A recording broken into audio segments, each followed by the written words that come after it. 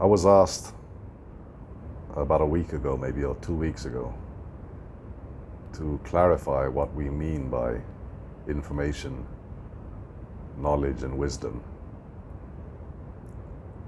And since we're speaking in English, we will have to give the answer also in English. Let me try to be as brief and as simple as possible. When we say information, what we mean is that we are referring to individual units of data. Individual units of data. This is information. When that individual units of data is combined in a meaningful manner using intellection and interpretation, then what results is knowledge. In other words, it gives meaning. Now, when we talk about when the Muslims classify what knowledge is, scholars of the past, the great masters of the past, have always classified knowledge to be of two kinds. One to be of beneficial and one to be false knowledge. While both are referred to as knowledge, why is it that one can be said to be beneficial and one can be said to be false? Because it depends on the perceiver of that knowledge, on whether he knows the right place of that knowledge in accordance with the system to which he belongs. If he does, then you can say that is beneficial knowledge. But if that knowledge becomes corrupted because of the ignorance in terms of the correct and proper places of things, that knowledge becomes false. Because of that, even though he can claim to be a scholar, because the knowledge that he has is false, you cannot say that he is of any use or of any benefit to society or to human beings at large. Now, moving on from that, this knowledge, therefore, belongs to a system, a worldview. In the case of the Muslims, we call it the worldview of Islam.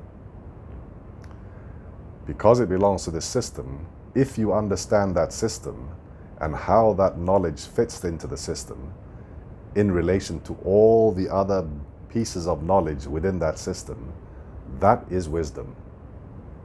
So simply put, information is probably the most basal of all. You have individual units of data, followed by those individual units of data being compiled intelligently into a meaningful source of knowledge. That becomes knowledge. Then knowing the right place of that knowledge within the system is wisdom. Knowing the correct place of that knowledge in that system is wisdom. So, for the Muslim, it would be easier to understand when we refer to ilm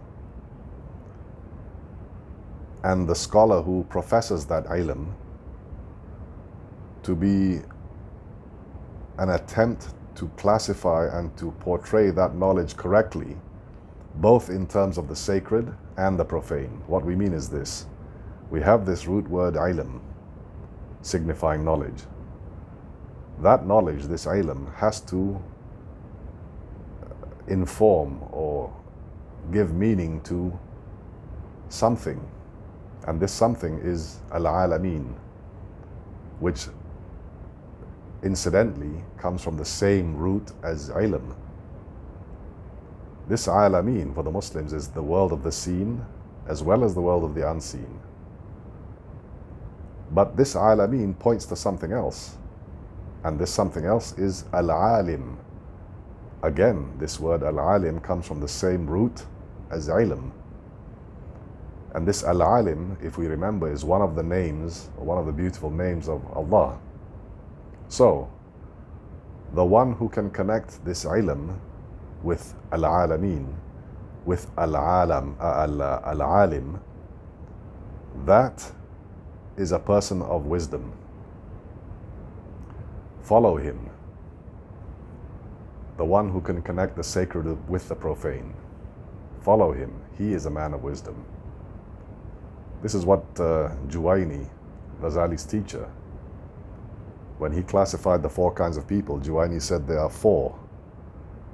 And he said the one who knows and knows he knows, this is the alim.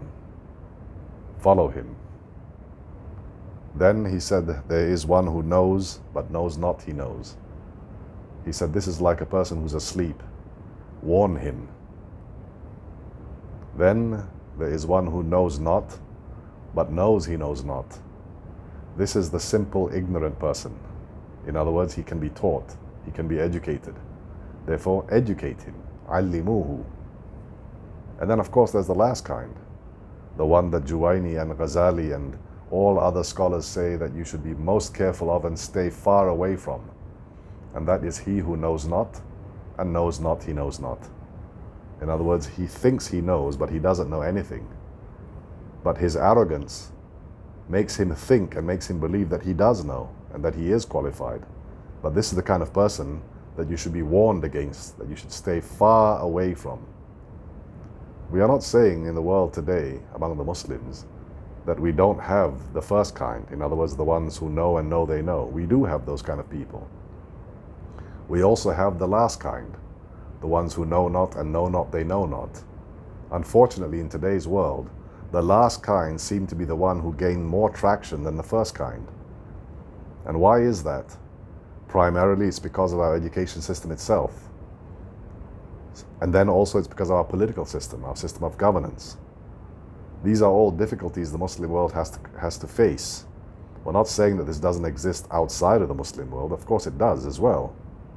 But outside of the Muslim world should not be our concern for now. Now we should be concerned more with what the Muslim world is doing.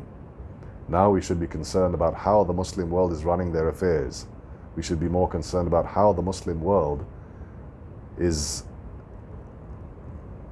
mired in confusion. We have a situation now that we ask the ones who are more confused than us for advice. We seem to bow at their altar for their guidance, when in reality they really don't have any room to speak. We are not listening to our own scholars. We are not listening to the people in our own community, those who know and know they know. We are not listening to them. Primarily because, again, I said our education system is damaged, is broken beyond repair. We need to reform that. And therefore now, this is why questions arise about what is information, what is knowledge, what is wisdom, because people don't see the difference. And the reason is because these terms today have been used interchangeably. For instance, we have information technology, then we have knowledge economy. And therefore the confusion is that one is information, the other one is knowledge. Actually, they are one and the same, creating some kind of database that apparently is going to benefit us in the long run. But that is not really knowledge. As we said just now, there has to be a meaningful intellectual arrangement and interpretation of these individual units of data in order for them to become knowledge. And even then, this knowledge, we have to be able to assess which one is beneficial, which one isn't. And when we do assess which one is beneficial, which one isn't, then we have to see where is the priority of this beneficial knowledge in terms of the system itself.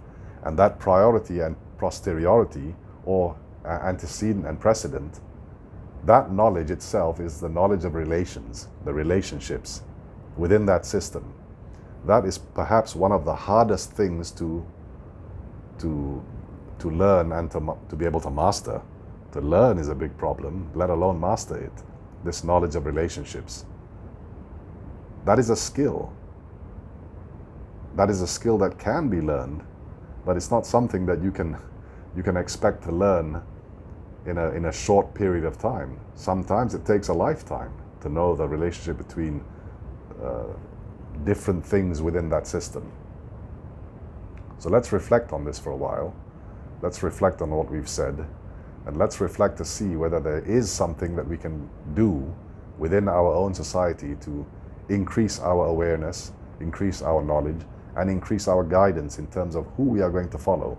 Who are those people that have this wisdom that we so desire to lead us to the correct and beneficial knowledge? Thank you.